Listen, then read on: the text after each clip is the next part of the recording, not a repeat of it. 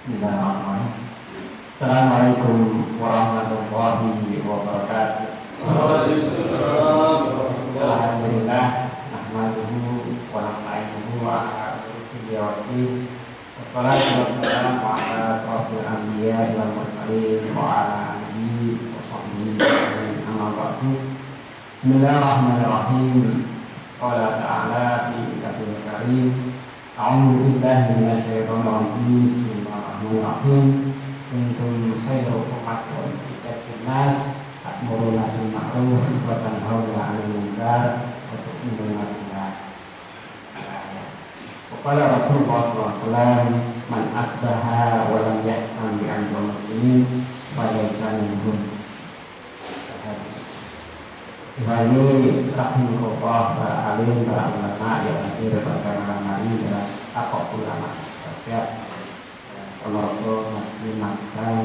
Alhamdulillah, kiranya kita ucapkan rasa syukur kepada Allah Subhanahu wa taala di mana saat ini kita berkumpul bermusaha maka untuk amar ma'ruf nahi munkar seperti yang tadi disampaikan Ustaz Benar, di tengah kondisi yang sangat sulit ini kita masih bisa melakukan aktivitas amar ma'ruf nahi munkar.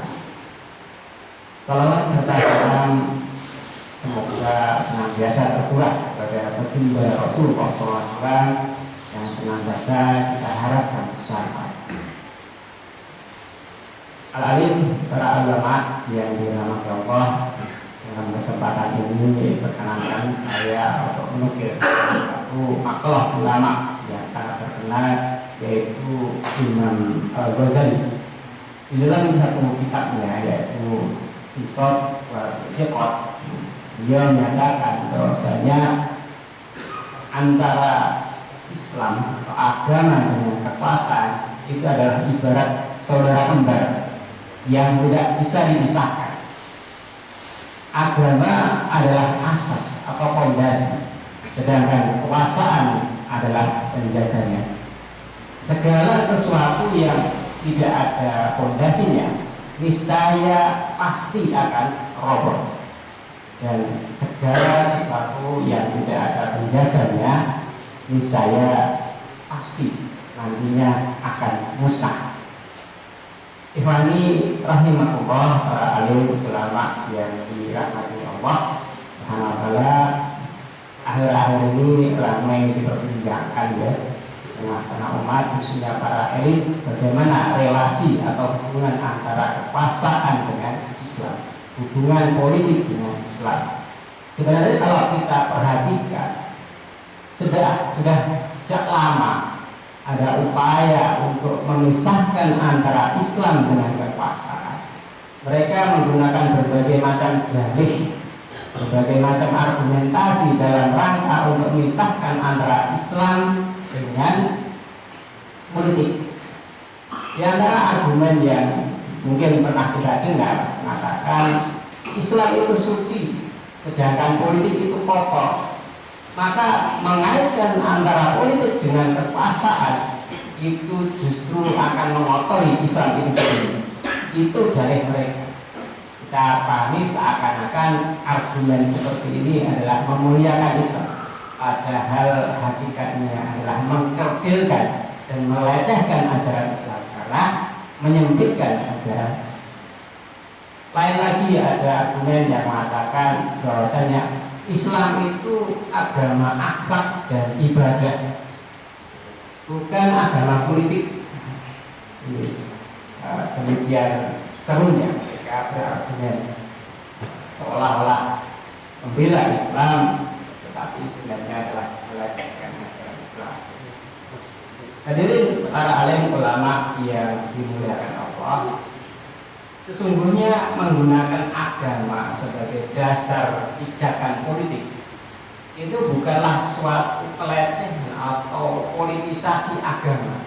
Justru itulah yang diharapkan dan diperintahkan oleh Islam, sehingga setiap apapun kebijakan politik yang dilakukan oleh kekuasaan itu tidak akan menyimpang dari ajaran agama. Nah, sebenarnya yang dimaksud atau yang bisa kita kategorikan sebagai politisasi agama yang sesungguhnya adalah ketika menggunakan agama untuk kepentingan sesaat, seperti misalnya sekarang ini ketika musim kampanye, musim pemilu, mereka menggunakan kedua agama untuk meraih kemenangan. Namun ketika kemenangan itu telah diraih, maka agama akan ditinggalkan.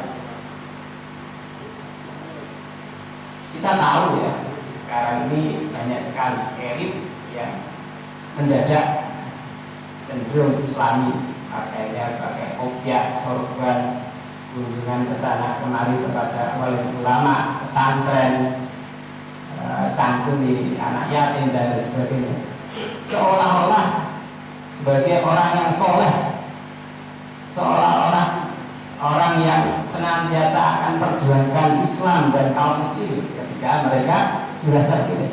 Namun apakah benar seperti itu ketika mereka terpilih? Tidak, sama sekali tidak. Justru ketika ada upaya untuk ada aspirasi dari umat agar nilai-nilai Islam itu ditegakkan, mereka menolak dengan berbagai dalih. Jadi politisasi agama ini sebenarnya adalah buahnya dari sistem demokrasi liberal yang busuk. Ada salah satu tokoh yakni Nadir Hussein, seorang asisten profesor dalam bidang kajian Timur Tengah dan politik Islam,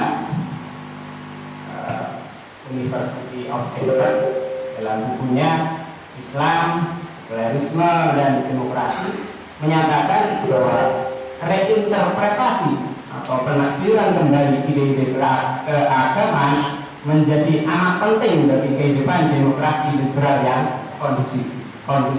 Ini menjadi bukti, menjadi terkonfirmasi bahwasanya memang ada upaya-upaya untuk memisahkan antara Islam dengan kekuasaan.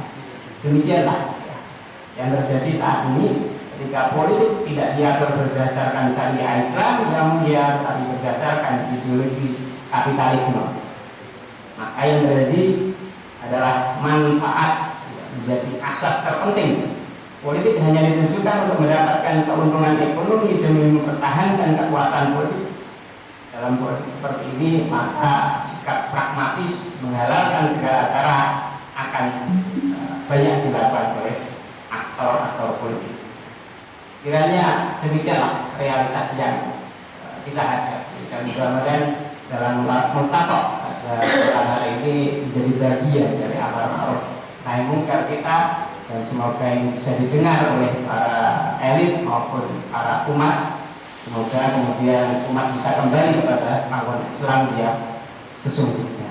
Akhirnya cukup sekian yang bisa saya sampaikan. Mudah-mudahan Allah berkenan dan meridhoi. Akhirul kalam, billahi taufiq wal hidayah. Wassalamualaikum warahmatullahi wabarakatuh.